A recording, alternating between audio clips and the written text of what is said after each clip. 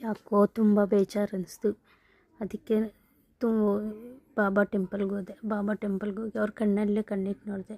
ಆದರೆ ಏನೋ ಒಂಥರ ತೇಜಸ್. ಅವ್ರು ನೋಡ್ತಾ ಇದ್ದರೆ ಏನೋ ನನ್ನ ಜೀವನದಲ್ಲಿರೋ ಕಷ್ಟಗಳೆಲ್ಲ ದೂರ ಆಯ್ತೈತೇನೋ ಅನ್ನಿಸ್ತು.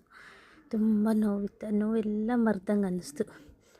ಮತ್ತು ಬಾಬಾಗೆ ನಮಸ್ಕಾರ ಹಾಕ್ಕೊಂಡು ಅವ್ರ ಪಾದಗಳಿಟ್ಕೊಂಡು ಅವರಲ್ಲಿ ಬೇಡ್ಕೊಂಡೆ, ನನ್ನ ಜೀವನದಲ್ಲಿರೋ ಕಷ್ಟಗಳು ನೋವುಗಳು ಎಲ್ಲ ದೂರ ಮಾಡು ನನ್ನ ತಂದೆ ಅಂದೇಳಿ.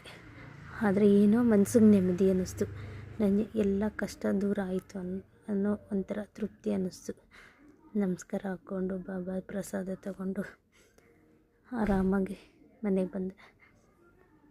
ತುಂಬ ಥ್ಯಾಂಕ್ ಯು ಬಾಬಾ. ನೀನು ನಂಬಿದವರು ಕೆಟ್ಟವರಿಲ್ಲ.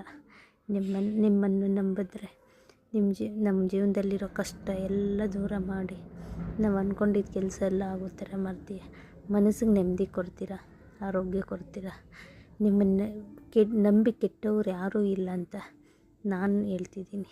ನನ್ನ ಜೀವನದಲ್ಲಿ ಬಂದಿರೋ ಎಷ್ಟೋ ಕಷ್ಟಗಳು ನೋವುಗಳಿಗೆ ನೀವೇ ಪರಿಹಾರ ಕೊಟ್ಟಿದ್ದೀರ. ಓಂ ಸಾಯಿರಾಮ್.